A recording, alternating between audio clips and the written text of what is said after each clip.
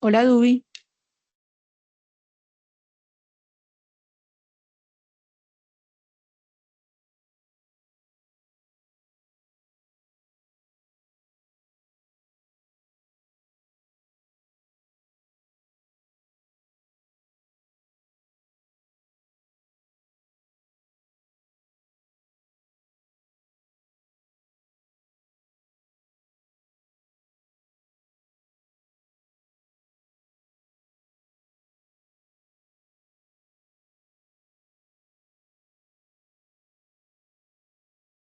Cierra y vuelve a abre. Antes de volver a abrir, te aparece como la opción del micrófono. A ver si es que la tienes desactivada, porque siempre aparece desactivada desde que uno ingresa.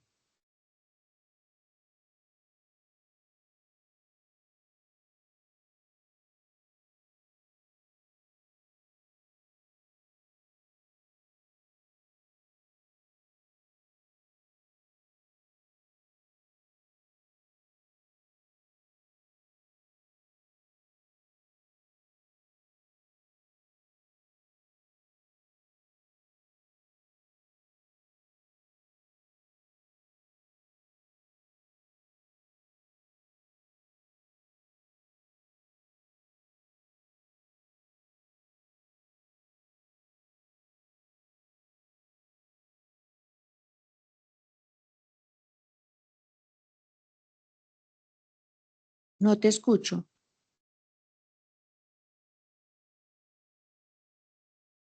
¿Ya practicaste poner la presentación?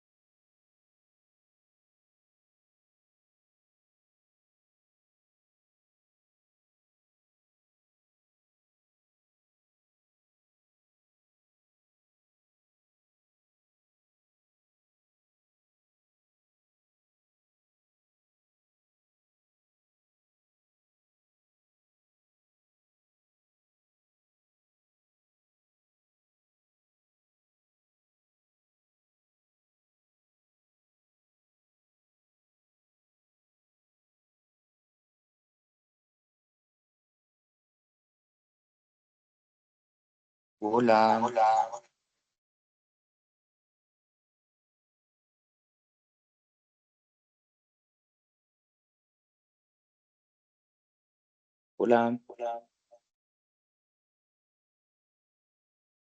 hola. Y ahí sí se te escuchó olvidar porque creo que hay con eco.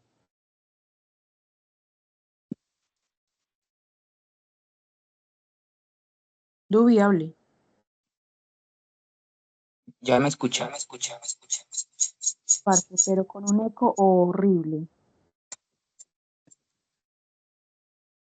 Terrible.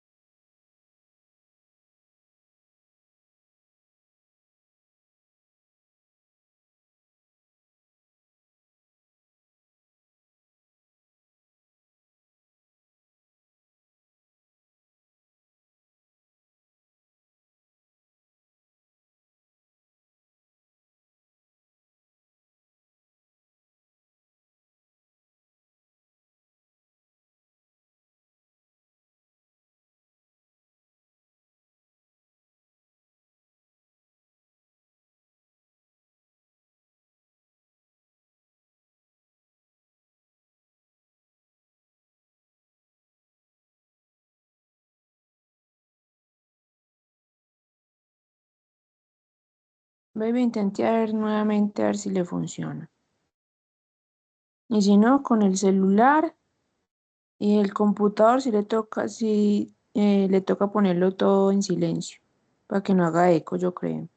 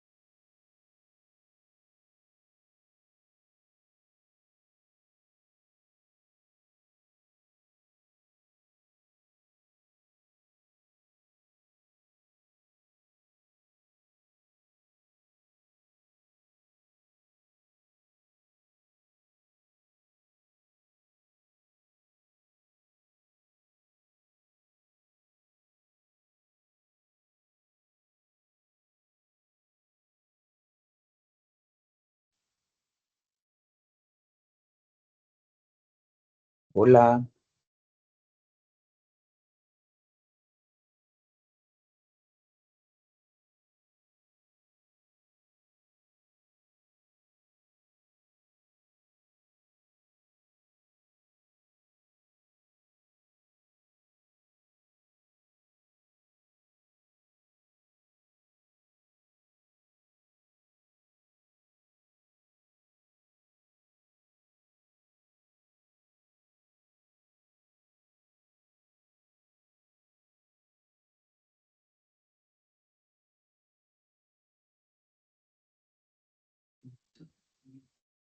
es que nadie se conecta para comprobar si el micrófono me está funcionando.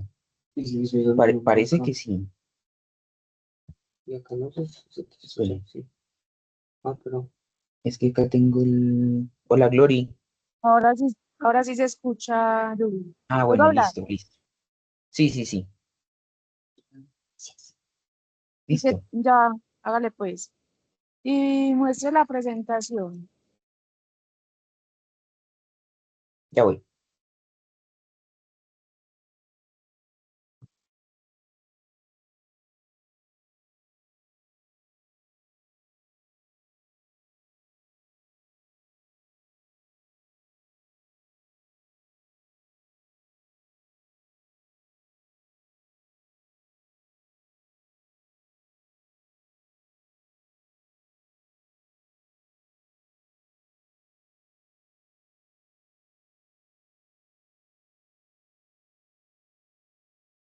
Ahí está compartiendo.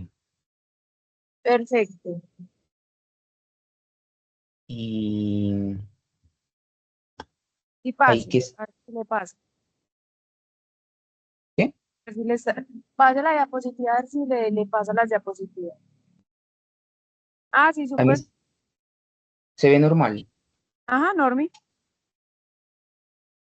Perfecto. Hágale pues, ahorita nos vemos. Listo, pues. La fecha hecha.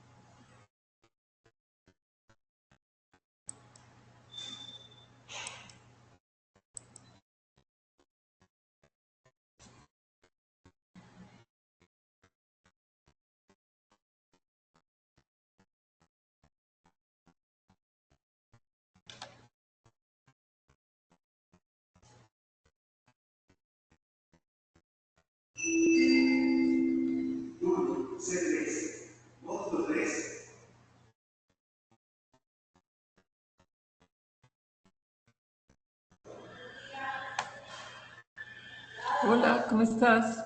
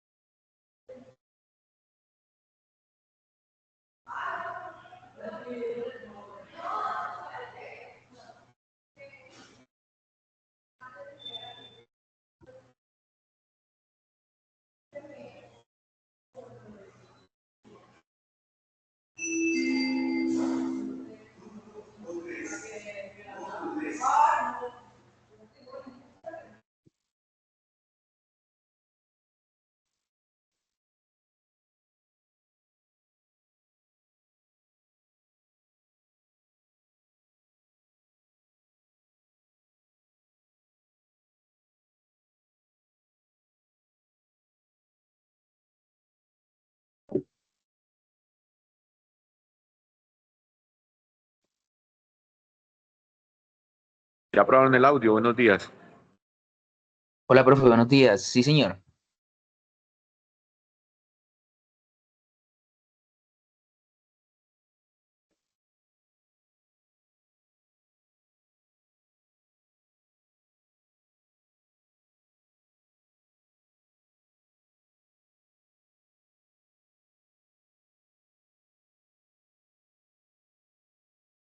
Sí, sí me están escuchando.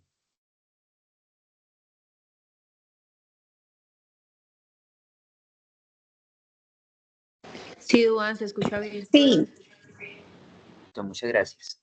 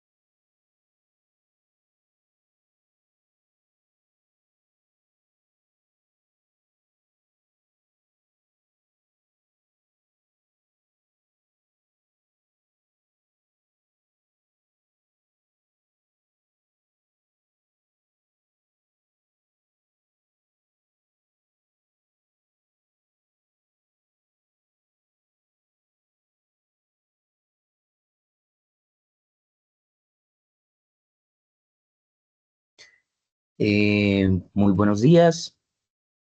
Siendo las 7 de la mañana, vamos a empezar la charla académica del día de hoy. Para los que no me conocen, mi nombre es Duan Snyder Durán Ardila, soy residente de primer año del programa de Medicina Física y Rehabilitación de la Universidad de Antioquia. Y el día de hoy eh, les traigo a modo pues de presentación las interferencias eléctricas en medicina electrodiagnóstica, basándonos fundamentalmente en este artículo compartido por el doctor Fabio Salinas, y pues que sus autores son muy reconocidos en las publicaciones y son autores muy reconocidos en las publicaciones de electrodiagnóstico. En la agenda del día de hoy, pues vamos a empezar con unos conceptos técnicos, teóricos, que posteriormente nos van a ayudar a resumir un protocolo que nos propone esta publicación. Entonces, para darle inicio al tema, la interferencia eléctrica es uno de los desafíos más comunes que enfrentamos en la práctica diaria de los estudios de electrodiagnóstico. Muchas veces la dificultad no solo está en la interferencia misma, sino que, claro, de dónde proviene, ni cómo la podemos abordar de una forma más organizada, más estructurada.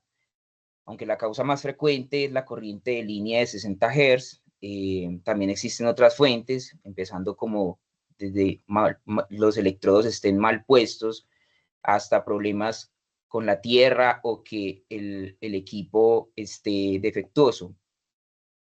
En ese contexto, este enfoque busca combinar los conocimientos básicos en electrodiagnóstico con unos conceptos prácticos de electricidad clínica, para que podamos resolver estos problemas de interferencia de una forma que sea lógica y sistemática. El objetivo final no es solo eliminar el ruido ambiental, sino también entenderlo, identificar su origen y aplicar soluciones que nos permitan realizar estudios de calidad, incluso en entornos que son difíciles de controlar. Para poder manejar eficazmente la interferencia eléctrica, primero necesitamos tener claros algunos conceptos básicos. La interferencia eléctrica es toda aquella señal que no forma parte del biopotencial que queremos registrar. Es decir, es cualquier señal extraña, ya sea visible o que apenas sea perceptible, que contamina la lectura de un estudio.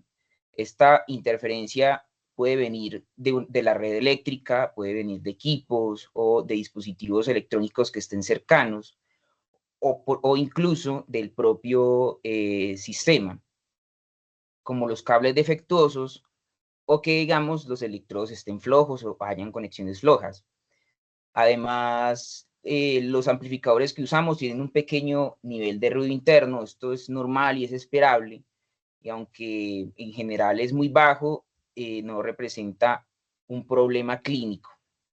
Cuando es necesario, ese tipo de ruido puede reducirse con técnicas como por ejemplo la promediación.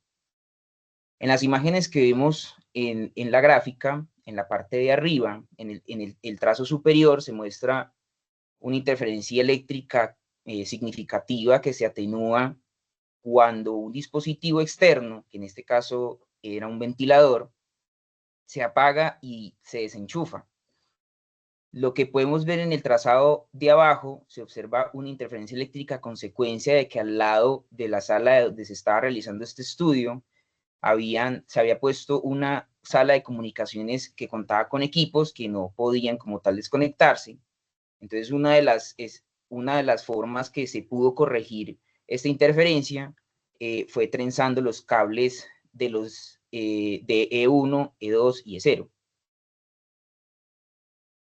En términos generales, las dos principales rutas por las que puede ingresar la interferencia eléctrica es por el aire, como una interferencia electromagnética radiada, y a través del cableado, como es el ruido de línea. Digamos que estos son dos conceptos, es importante entenderlo para aplicar después estrategias adecuadas de corrección de las interferencias eléctricas. Comprender el funcionamiento de los electrodos de registro es clave porque nos ayuda a reducir la interferencia eléctrica y nos garantiza estudios de calidad. El electrodo E1, que corresponde a la entrada negativa del amplificador, debe colocarse lo más cerca posible del generador eléctrico, que en este caso puede ser en electromiografía un punto motor del músculo o un nervio sensitivo en estudios de conducción. E2 debe colocarse a una distancia prudente de 1, lo suficientemente lejos para no cancelar la señal, pero lo suficientemente cerca para captar la misma interferencia ambiental. Y E0, que comúnmente llamamos tierra, no debe confundirse pues con la conexión a tierra que tiene el edificio. Su función no es proteger contra descargas, sino ayudar al sistema a definir una adecuada línea de base y eliminar señales comunes. Por eso es fundamental que E0 esté cerca de E1 y E2, especialmente en ambientes con mucho ruido eléctrico. Como decíamos, pues usamos 3 electrodos, E1, E2 y E0, aunque tradicionalmente se les llama activo, referencia y tierra respectivamente.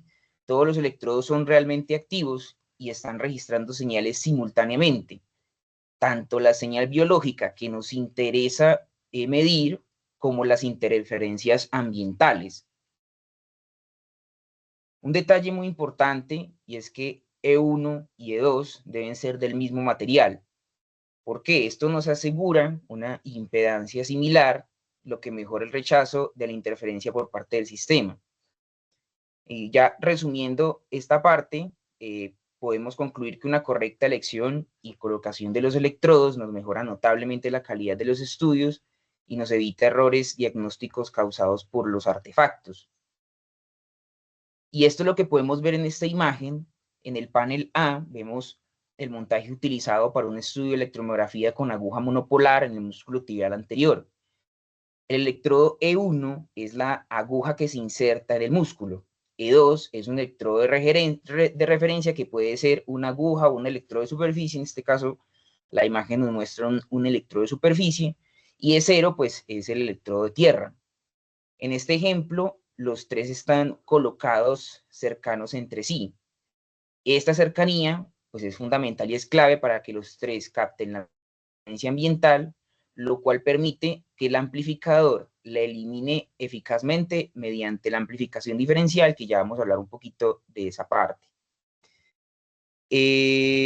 Lo que podemos ver en el panel B, en el primer trazado, es que la interferencia que se genera cuando E1 es un electrodo de aguja monopolar y E2 es un electrodo de superficie ubicado aproximadamente a 8 centímetros el uno del otro, pues vemos que hay algo de interferencia en el trazado superior. En el trazado inferior podemos ver la línea de base cuando se suplanta E2 por un electrodo de aguja monopolar y se acerca a aproximadamente 3 centímetros de E1 y de la Tierra. ¿Qué ocurre? Con las agujas cercanas, ambas tienen impedancias similares y captan el ruido ambiental de una forma que es parecida, lo que permite al sistema cancelar mejor el ruido. En cambio, cuando se usa un electrodo de superficie más lejano, pues obviamente las impedancias son diferentes y el ruido no se cancela bien, lo que genera que la línea, una línea de base que sea ruidosa. Este pues es un ejemplo muy claro de cómo el tipo y la distancia de los electrodos afectan la calidad del registro. Y en el panel, en la imagen C, nos muestra qué pasa si colocamos los electrodos en lugares alejados unos de otros. En el trazado superior, todos los electrodos están cercanos, como vimos, y como podemos ver, eso nos da una señal limpia.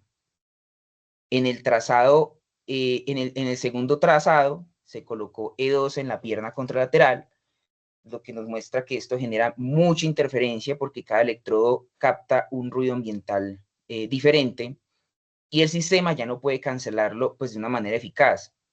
Y en el tercer trazado, E1 y E2 están cercanos, pero E0, que sería la Tierra, se alejó al miembro opuesto. Esto también produce un ruido, aunque menos que en el del trazado superior. La conclusión de esto es clara, que para minimizar las interferencias, los tres electrodos deben estar cercanos y bien ubicados. Un elemento clave pero muchas veces que se subestima en los estudios de electrodiagnóstico es el electrodo de cero, comúnmente conocido como la tierra del paciente. Es muy importante aclarar que cero no es lo mismo que la tierra del enchufe o la que se conecta como tal al edificio, son muy enfáticos en esto. En realidad se le llama una tierra flotante porque su voltaje varía según el entorno y el propio cuerpo del paciente. La función principal y fundamental de cero es establecer una línea de base de referencia para los biopotenciales medidos entre E1 y E2. En la práctica, esto significa que E0 ayuda al amplificador a distinguir la señal real del ruido, que mejora la calidad de los registros. Aunque sería ideal tener una sola posición estándar para poder colocarlo, pues esto no va como tal a la realidad. Lo mejor es percibirlo de la siguiente manera, es que se debe colocar E0 cerca de E1 y E2 y moverlo o trasladarlo junto con ellos si se cambia el sitio anatómico del estudio.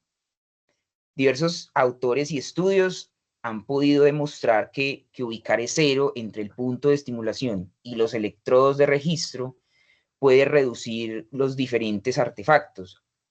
Además, si hay mucho ruido ambiental, lo que podemos hacer es que se puede trenzar el cable de E0 con los de E1 y E2, lo cual nos puede mejorar mucho la supresión de las interferencias. Y que finalmente, pues una conexión deficiente de E0 puede ser una causa directa de una interferencia eléctrica, por lo que siempre debemos revisar su integridad, su indemnidad y asegurar que esté colocado en una correcta colocación en el paciente. Hay tres aspectos técnicos que muchas veces pasamos desapercibidos, pero que son clave para evitar la interferencia eléctrica. El primero son los bucles de masa. Estos se forman cuando hay más de una conexión a tierra con diferente potencial, lo que genera corrientes parásitas. En la práctica, esto se traduce en un zumbido constante de 60 Hz que no desaparece con filtros. La solución más eficaz es sencilla. Simplemente es conectar todo el equipo a un mismo toma de corriente o una regleta y evitar el uso de múltiples enchufes o extensiones eléctricas. En segundo lugar está la longitud del cable de los electrodos. Un cable que sea largo, que esté suelto, actúa como una especie de antena que capta todo tipo de interferencias. Es por eso que debemos usar cables que sean cortos, que sean de igual longitud y mantenerlos trenzados, lo que mejoraría la supresión de los ruidos. Además, siempre que se pueda, es ideal colocar el amplificador cerca del paciente. Y finalmente, tenemos la verificación de la integridad y la impedancia del electrodo. Si hay una falla interna, como un cable desgastado, hay una mala conexión, la impedancia aumenta y eso nos favorece la entrada de ruidos eléctricos.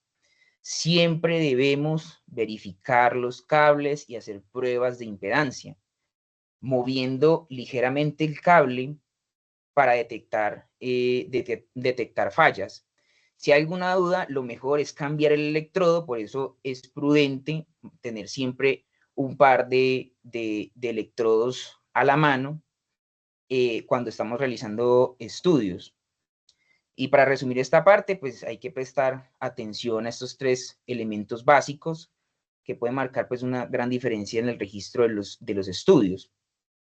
El amplificador diferencial es el corazón del sistema en los estudios de electrodiagnóstico, ya que este se encarga de amplificar una señal fisiológica que es la que nos interesa captar y a suprimir el ruido eléctrico.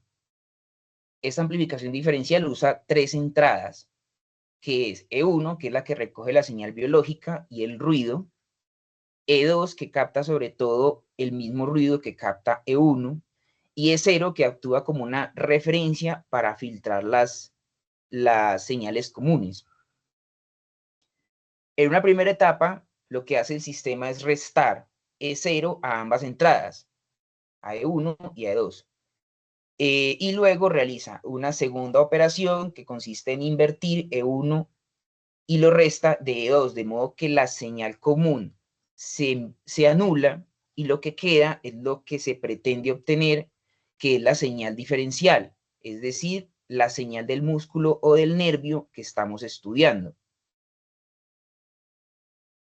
Ahora bien, para que esta supresión del ruido sea eficaz, es fundamental que E1 y E2 estén bien colocados, que estén hechos del mismo material, porque vemos que reduce, o bueno, tienen impedancias similares, aunque el amplificador diferencial no elimina por completo las interferencias. Cuando se usa de una manera correcta, mejora notablemente la calidad de los trazos. Por eso, pues, es importante dominar su funcionamiento para realizar estudios que sean más precisos. En los estudios de electrodiagnóstico, todo lo que registramos se puede clasificar en 2 tipos de señal. Hay una señal en modo común y una señal en modo diferencial. La señal en modo común es aquella que aparece igual en ambos electrodos, como el ruido de un celular o de una lámpara o de otro artefacto externo. Esta no nos interesa clínicamente y por eso el sistema lo que hace es tratar de eliminarla. El amplificador diferencial la atenúa, pero pues no la elimina completamente. Por otro lado, la señal en modo diferencial es la que realmente buscamos captar, es la diferencia entre lo que se capta entre E1 y E2 cuando están en sitios anatómicos distintos. Por ejemplo, cuando E1 pues, se coloca en un punto motor y E2 que se encuentra más distal. Esta diferencia pues, es lo que nos genera el potencial que podemos ver en la pantalla del computador. Si los electrodos están muy cerca, esa diferencia se reduce y la señal puede parecer débil. Incluso cuando el nervio o el músculo está funcionando bien. Por eso, en la práctica debemos buscar siempre maximizar la señal en modo diferencial y minimizar el modo común. Y esto se logra no con aparatos costosos, no con filtros, ni con equipos de alto costo, sino con una adecuada colocación de los electrodos y con una técnica precisa. El amplificador diferencial es una herramienta potente, pero pues si no se encuentra en condiciones ideales puede generar señales distorsionadas que nos pueden llevar a errores en los registros. Un ejemplo clásico es cuando hay un electrodo que está desconectado. Si solo está conectado E1 o E2, ese cable puede actuar como una antena y el sistema amplifica ese ruido ambiental. Si el electrodo E1 está desconectado, lo que suele verse es una onda pequeña y positiva que podría hacernos pensar en una pérdida axonal. En cambio, si se desconecta E2, lo que podemos ver es un potencial de acción motor compuesto de forma normal, pero con una amplitud que se encuentra reducida, lo que podría simular una neuropatía motora o una radiculopatía, por ejemplo. Incluso el electrodo de tierra de cero, si está mal conectado o está colocado muy lejos, este puede generar una línea de base inestable y aumentar el artefacto del estímulo. Entonces, lo más importante es recordar que una respuesta anormal en el estudio debe hacer sospechar primero un error técnico antes que una patología real, sobre todo si no se correlaciona con el examen físico del paciente. Hay que primero verificar cables, verificar conexiones y la colocación de los electrodos, pues es un paso sencillo que puede permitirnos reducir el riesgo de errores diagnósticos.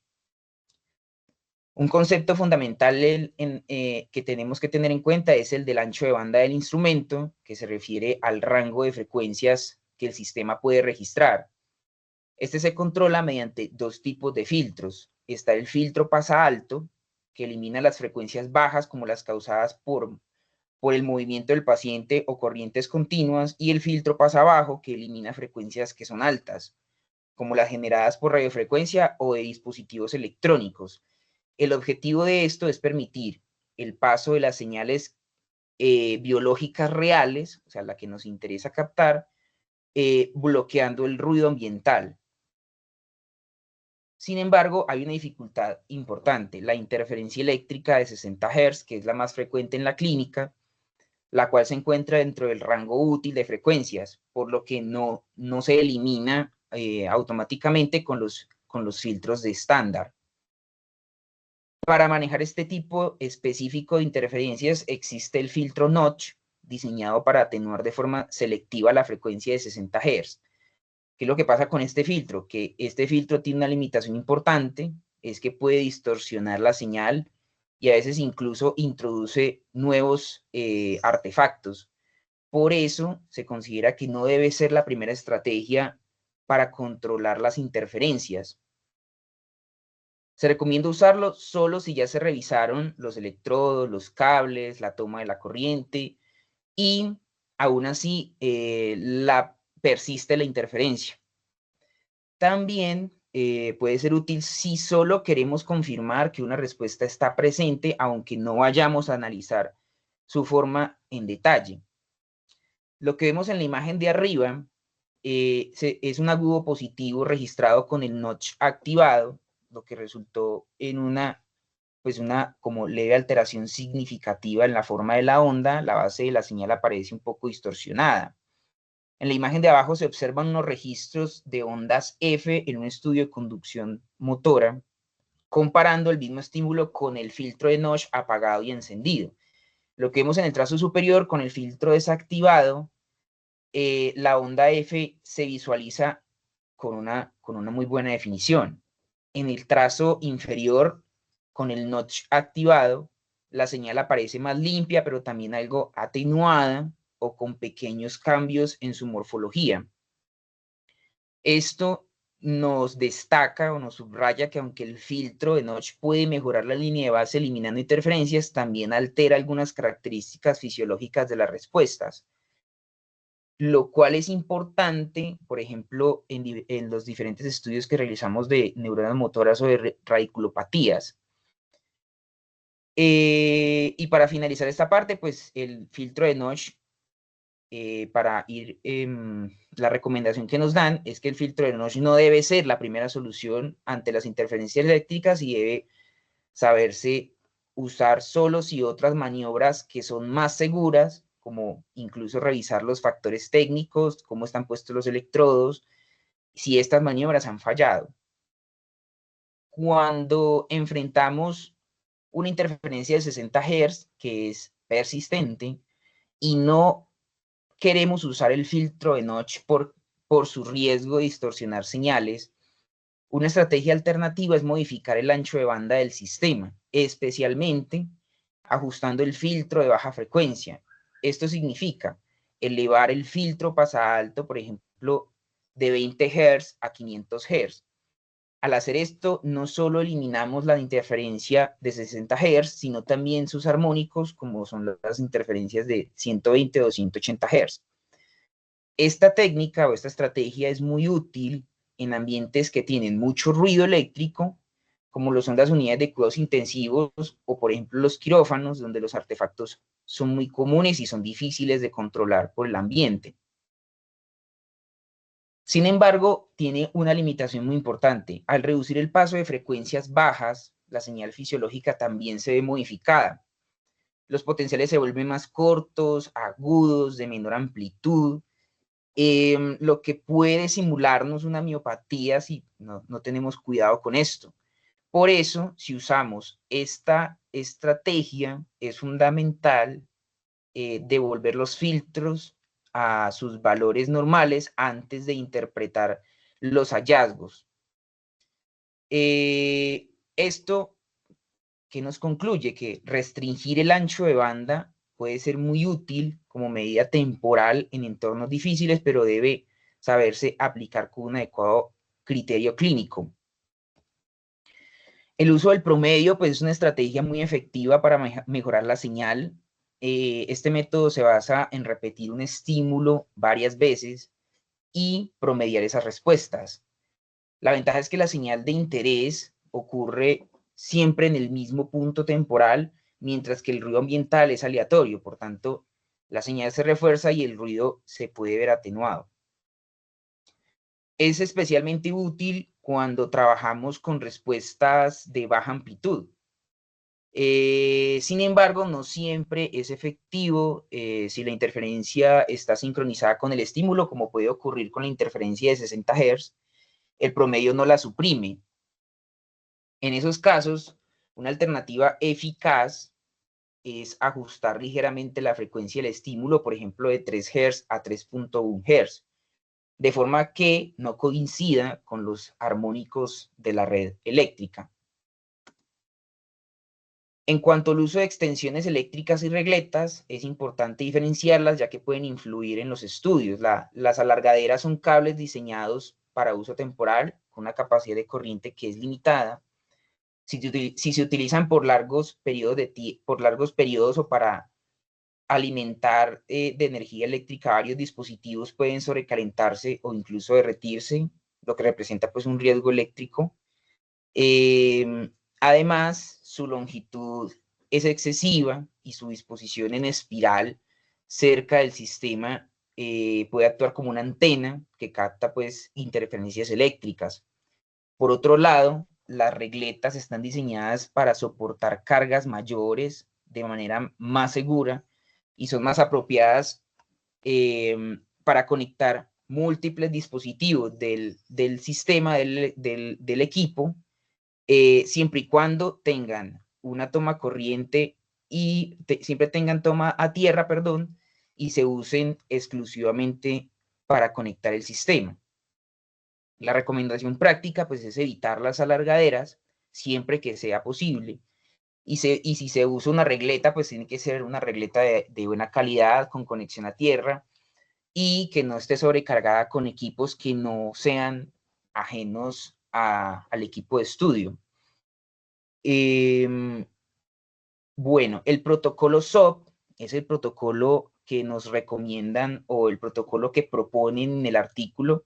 El protocolo es un enfoque sistemático diseñado para resolver interferencias eléctricas durante estudios electrodiagnósticos que se basa en 3 pilares. Primero, pues hay que mirar los factores técnicos y los factores del instrumento que estamos utilizando para hacer el estudio, evaluar el entorno o el ambiente y finalmente ver qué cosas del paciente nos pueden estar produciendo interferencias eléctricas. Primero revisamos aspectos técnicos como electrodos limpios, impedancias adecuadas, cables en buen estado, que haya un adecuado uso correcto de filtros. Segundo, evaluamos el entorno. Se recomienda conectar todos los dispositivos a una misma regleta con tierra, apagar equipos innecesarios y alejar el amplificador de fuentes de ruido como lo pueden ser ventiladores, monitores. Y tercero, consideramos al paciente. El paciente se debe retirar relojes, celulares o otros dispositivos electrónicos que nos pueden producir o generar interferencias, incluso el mismo operador que está realizando el estudio también se tiene que revisar pues que no tenga estos dispositivos que pueden generar interferencias. Un punto fundamental y que es clave es no iniciar estudios en entornos nuevos o con equipos nuevos sin haberlos probado previamente, especialmente con trazos que son de alta ganancia. Finalmente, el objetivo de este protocolo no es eliminar por completo la interferencia, sino reducirla a un nivel de tal forma que nos permita interpretar los estudios con una buena confianza. El error del operador o del equipo, pues es una de las causas más frecuentes, es la causa más frecuente de interferencia eléctrica. Lo primero que se debe revisar es la preparación de la piel del paciente, que debe estar limpia, libre de sudor, libre de cremas, o que algunas veces hacemos es colocar gel en exceso. Esto también lo tenemos que revisar. Si la piel está engrosada, puede requerir una abrasión suave antes de aplicar los electrodos. En segundo lugar, debemos verificar que los electrodos estén bien fijos, sin corrosión. Hay que revisar su integridad, ya que las diferencias de impedancia entre E1 y E2 pues, nos pueden aumentar los ruidos. También es importante revisar la integridad de los cables, de los conectores, especialmente si se usan electrodos de aguja. Y que finalmente lo más importante es aplicar cada paso de forma secuencial y observar si la interferencia mejora. Esto se puede ver fácilmente en la línea de base del sistema, que si la vemos que se estabilizó, podemos continuar con el estudio. Y si no, pasamos al siguiente nivel de análisis, que sería evaluar el entorno. El medio ambiente pues, es una fuente importante de interferencias eléctricas. Podemos dividirlo en dos grandes grupos, que son las fuentes distantes y las fuentes próximas. Las fuentes distantes incluyen generadores, aires acondicionados, ascensores que se encuentren cerca.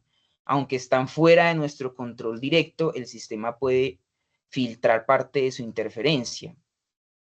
Sin embargo, si la sala se encuentra cerca de una fuente que es intensa y que es persistente, incluso puede que sea necesario cambiar de sala donde se está realizando el estudio. Por eso es siempre recomendable hacer una prueba de potenciales de acción sensitivos y potenciales de acción motor en uno mismo, o sea, en nosotros mismos, antes de usar un nuevo o una nueva sala, o que el sistema o el equipo se haya trasladado hacia otra sala. Siempre hay que hacer una prueba antes de exponer al paciente al estudio. Las fuentes próximas, en cambio, son las más frecuentes y también las más fáciles de modificar. Me refiero a estos con camas eléctricas, ventiladores, luces halógenas, cargadores o dispositivos electrónicos. Todos estos pueden generar interferencias si están conectados o incluso si están apagados. Por eso la recomendación es desenchufar directamente cualquier aparato que no sea esencial para realizar el estudio.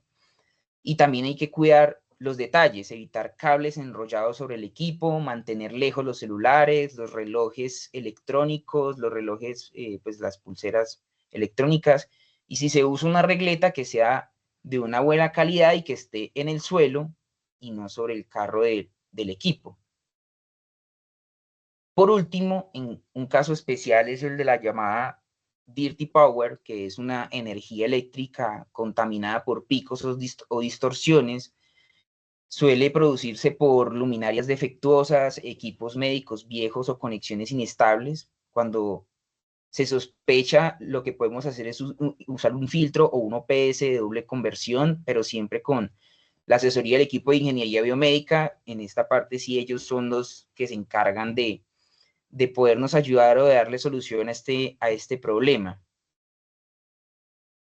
Cuando nos enfrentamos a una interferencia eléctrica que es persistente, que no responde a las estrategias de las que ya hablamos previamente, especialmente en consultorios fijos o salas que son de uso frecuente, pues lo que podemos considerar son las soluciones estructurales. La primera opción es un circuito dedicado, es decir, una línea eléctrica exclusiva desde el panel principal hacia un solo tomacorriente que no se comparta con otros dispositivos aparte del equipo. Esto evita que otros aparatos ruidosos introduzcan interferencias en la red eléctrica.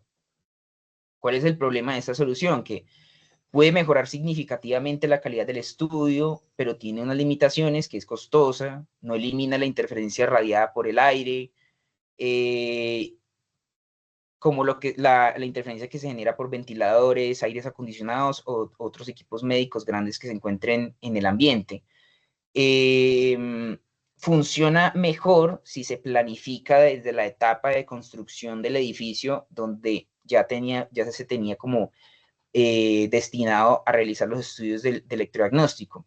Otra opción más avanzada es la jaula de Faraday, que consiste en cubrir las superficies de la sala con material conductor para bloquear las ondas electromagnéticas del ambiente. Aunque es más efectiva para interferencias radiadas, también pues es compleja, es costosa y no resuelve los problemas de energía contaminada provenientes de la red eléctrica. En resumen, pues estas medidas son útiles en salas donde se realizan estudios mucho más frecuentes y donde pues otras soluciones han fallado. Lo que pasa es pues que su implementación tiene que evaluarse con base en los recursos disponibles y el contexto del hospital, de la clínica, que tengan pues los recursos para hacerlo. Una vez descartados errores del sistema y del entorno, es momento de que consideremos al paciente como posible fuente de interferencia eléctrica. En primer lugar, debemos identificar si el paciente tiene dispositivos electrónicos implantados, como por ejemplo un marcapasos o otros dispositivos que pueden estarnos generando estas interferencias. En algunos casos, estos pueden apagarse temporalmente con apoyo del personal que los monitorea, y lo que nos permitiría realizar el estudio sin artefactos. Si no es posible apagarlo, todavía podemos estudiar músculos, pues todavía podemos estudiar al paciente músculos que se encuentren alejados del generador, y además colocar el electrodo E0 cerca del sitio de punción para ayudar a reducir estos artefactos. Otro caso común pues, es el artefacto del electrocardiograma que puede aparecer en estudios, durante estudios en el tórax, cuello o parte alta de la espalda. Suele verse como una oscilación que es regular, de gran amplitud.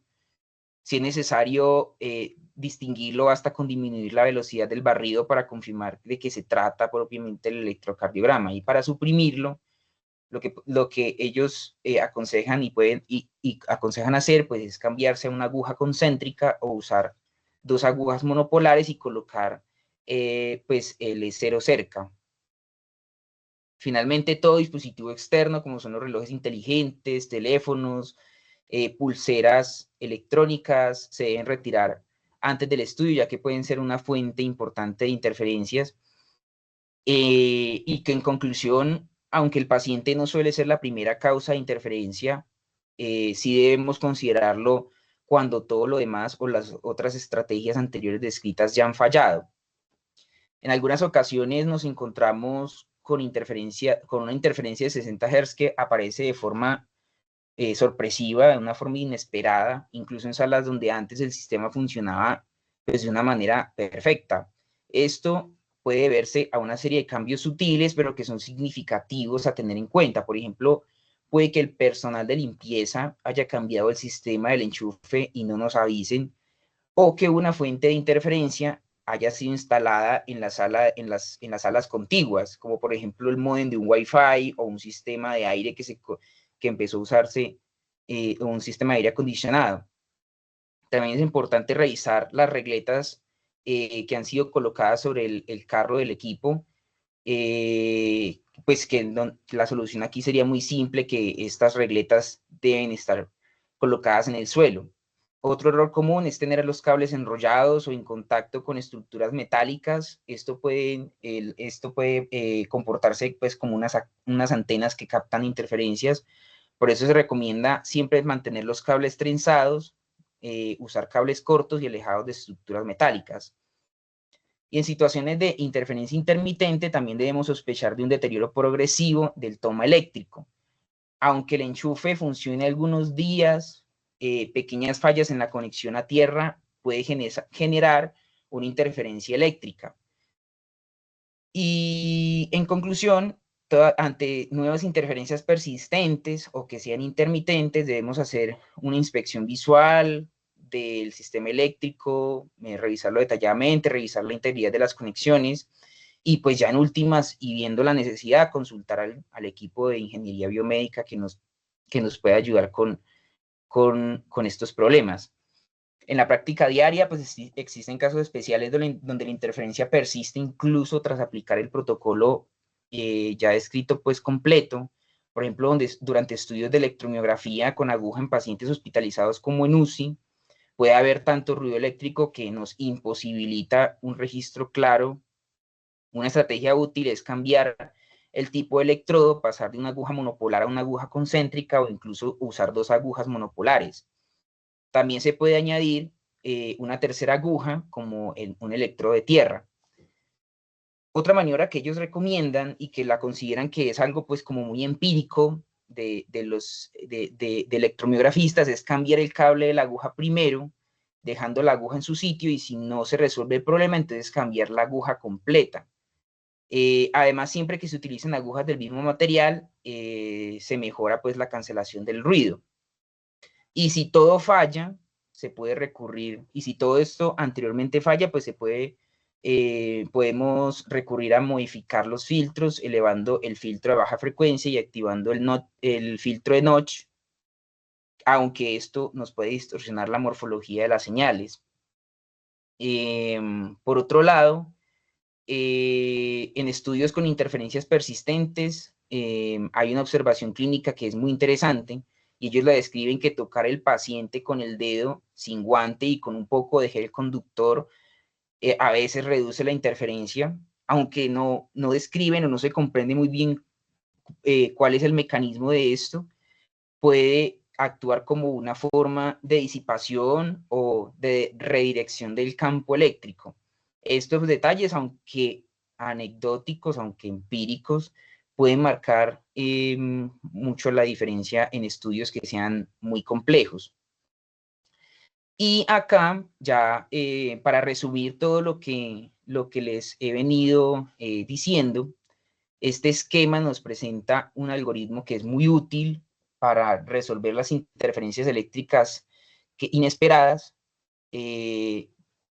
Lo que podemos ver es que se organiza en tres áreas clave, que son los errores del sistema o los errores del operador. El segundo grupo pues son los errores, lo que encontramos en el entorno, y por último los factores relacionados al paciente. Primero debemos revisar los aspectos técnicos que dependen de nosotros. Esto incluye asegurarnos de que la piel del paciente esté limpia, que los electrodos estén bien fijados y conectados correctamente, que si los electrodos son reutilizables hay que limpiarlos, hay que aplicar gel. Si son desechables y no pegan bien, pues esos se tienen que reemplazar. También hay que hacer una prueba de tracción, la consideran ellos, para verificar que los cables estén bien conectados, revisar su impedancia, y algo muy importante, trenzar o agrupar los cables para reducir su acción como antenas de interferencia. El segundo grupo pues es revisar el ambiente, si hay fuentes cercanas de interferencia como luces fluorescentes, camas eléctricas, estas deben apagarse o desconectarse. También puede ayudar cambiar de toma eléctrica o alejar el amplificador del carrito metálico. Si es posible, se deben usar electrodos del mismo material y mantenerlos lo más próximo, lo más cercanos posibles. Otra opción es reducir el ancho de banda de los filtros del equipo, siempre con mucha precaución, y pues saberlo hacer muy bien. Y finalmente hay que revisar si el paciente porta dispositivos eléctricos internos o externos, como por ejemplo un reloj digital. Si es así, se deben apagar o alejar del equipo. Incluso la persona que realiza el estudio debe evitar usar dispositivos que puedan generar interferencias. Y si nada de esto funciona, si a pesar de que todas estas medidas la interferencia persiste, entonces lo que podemos hacer es activar el filtro notch, pero pues esto teniendo en cuenta usarlo solo como último recurso y con mucha precaución, ya que pues como lo hemos hablado puede generar distorsión de las señales fisiológicas. Si aún la línea de base no es buena, se puede intentar reducir el ancho de banda del filtro, y si todo falla, pues en últimas poder considerar reprogramar el estudio y solicitar asistencia técnica con ingeniería biomédica. Este esquema nos recuerda que no debemos asumir que un sistema o con un equipo funcionará correctamente solo por el hecho de ser nuevo o porque siempre funcionó en otro lugar. Cada cambio de entorno, incluso dentro del mismo hospital, puede modificar el nivel de interferencia eléctrica, por lo que siempre hay que hacer una verificación previa. Entonces, ¿qué debemos hacer antes de usar un nuevo equipo o reubicar uno ya existente? Hay que probarlo el profesional o nosotros pues debemos probar el equipo en nosotros mismos, incluso realizando estudios, estudios simples de conducción nerviosa, pues ya que estos requieren una alta ganancia y son muy sensibles a las interferencias. Sí se puede hacer también, poder ensayar algo de la aguja. Estas pruebas pues, nos permiten identificar si hay alguna interferencia o ruidos antes de exponer al paciente al estudio. ¿Y qué debemos evitar? No se deben usar extensiones eléctricas, y si es imprescindible, pues deben de ser de alta calidad y con interruptores de seguridad. Preferiblemente, todo el sistema debe estar conectado a una sola regleta de una buena capacidad que cumpla con las normas de seguridad eléctrica, y nunca debe colocarse una regleta sobre el carro metálico, ya que pues esto nos puede aumentar la amplificación de los ruidos. Y finalmente este algoritmo nos presenta una lista de acciones sugeridas cuando nos enfrentamos a interferencias eléctricas que son persistentes, incluso después de haber seguido todos los pasos básicos previos.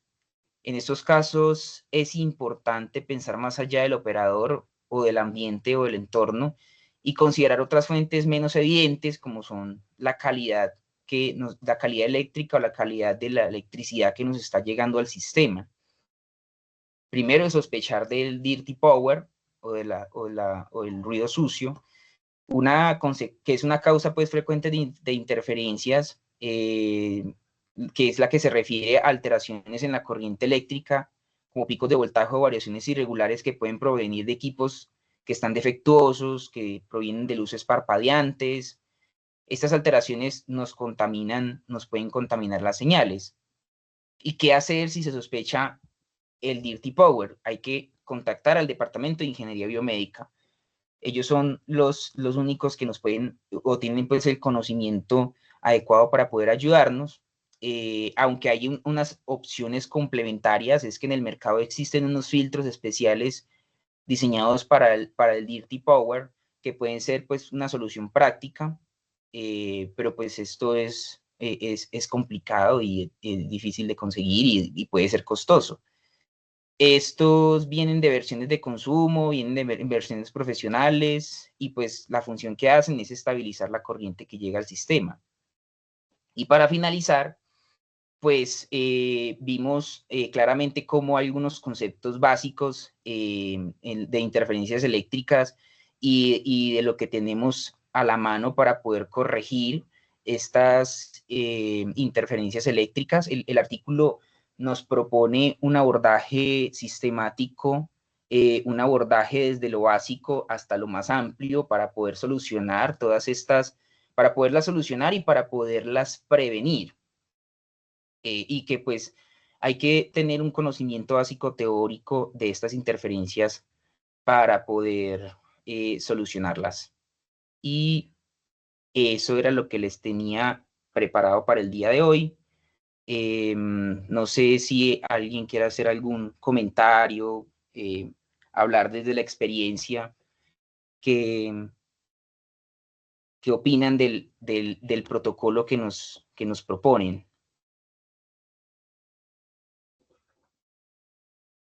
Buenos días. Sí, buenos días. Buenos días, doctor. Gracias por la charla, súper interesante. 3 cositas que me han recomendado a mí los ingenieros biomédicos y que me han ayudado a lidiar pues con esas interferencias, sobre todo en edificios viejos, en construcciones que no tienen pues como las instalaciones que requieren actualmente los edificios. Son, primero, verificar que el consultorio o el área donde usted esté trabajando, las instalaciones eléctricas estén conectadas a tierra mediante una varilla Copperwell, que estén llevadas todas esas instalaciones a tierra. Segundo, utilizar conectores DIN. Le hace uno la inversioncita, son un poquito más caros, pero le mejora a uno mucho la vida pues, en el trabajo diario, que son los conectorcitos redondos que están en el amplificador en la parte de arriba. Venden también la extensión y también sirve mucho para conectar los electrodos ahí, le mejora a uno mucho la señal. Y la tercera, por recomendación de los ingenieros biomédicos, en vez de regleta o de estabilizador, me recomendaron comprar un transformador isolado. Es un poquito más costoso, vale alrededor de 400.000 pesos, pero también le sirvió a uno mucho para esta cuestión de las interferencias y tiene más ventajas en el momento de que haya una subida o una bajada de corriente. Ese transformador isolado pues protege un poquito más que una regleta o un estabilizador común. Gracias. Listo, muchas gracias por su aporte.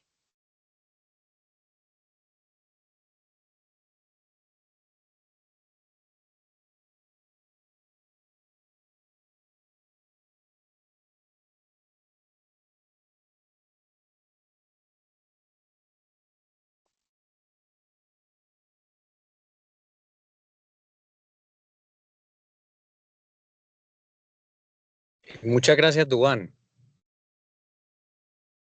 ¿Siguen Bueno, ahí en la profe. reunión? Sí, hola. Duván, hay una Hola. medida que... muchas gracias por la presentación, muy bueno el artículo y lo presentaste con mucha calma, está muy bien. Hay una medida que se hacía pues hace muchísimo tiempo y se fue olvidando, y es la medida que hacían pues los profesores que a mí me tocó y los profesores de los profesores. Y lo que ellos hacían era que conectaban una varilla de cobre al piso. Usualmente pues los laboratorios de electrodiagnóstico pues trataban de ubicarlos en un primer piso para poder enterrar la varilla, y la varilla pues la recomendaban pues que fuera bien larga. No había pues un dato exacto, pero yo escuché que fuera más de medio metro o un metro, y esa varilla de cobre se conectaba al tomacorriente y se creaba así el sistema pues de tierra que elimina pues todas las interferencias del sistema eléctrico. O sea, hace como un punto pues de referencia único para el equipo. Y eso funcionaba muy bien. Yo lo he hecho en sitios pues donde no hay posibilidad pues de hacer un cambio de sistema eléctrico pues sofisticado, avanzado, en los edificios viejos, y funciona supremamente bien. Y obviamente pues hay que tener en cuenta todas las demás recomendaciones pues que mencionaste. Una de las recomendaciones pues principales, y es la cotidiana, es que el gel no esté haciendo estragos, porque a veces se seca o porque a veces se conecta, el mismo gel está conectando los dos electrodos activo y referencia en la barra.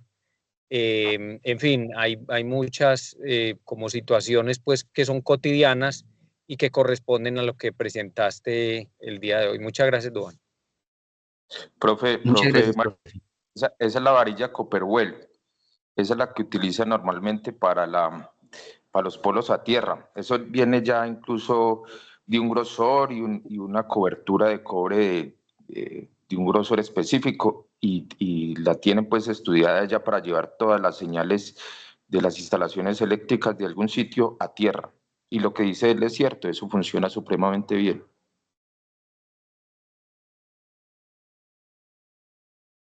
Muy bien, muchas gracias.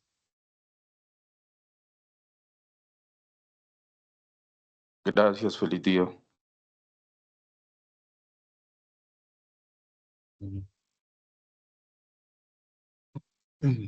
Juan, hay otra situación, y es los estudios que requieren un voltaje muy o una sensibilidad pues muy pequeña, como los estudios de electromiografía de fibra única, y es donde y las sensitivas o las conducciones de pues, que llamamos mixtas, ortodrómicas.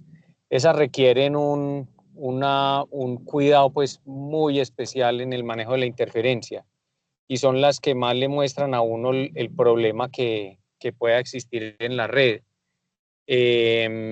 Ahí es muy importante considerar pues todo lo que mencionaste, pero también tener en cuenta que ese filtro, que esa interferencia de los 60 Hz se puede presentar con mucha frecuencia, y que una de las medidas que ayuda es lo que mencionabas, que la forma como se está colocando pues el filtro o el estímulo que no sea múltiplo de 60. Todo lo que sea múltiplo de 60 lo va a capturar mucho más fácil. Hay que tratar de poner una estimulación que sea diferente a un múltiplo de 60, de los 60 Hz. Muchas gracias, Duan. Muchas gracias, profe.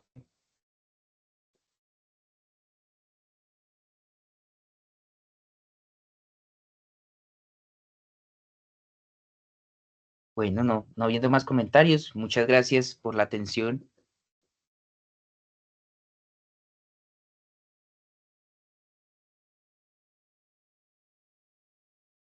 Gracias. Muchas gracias.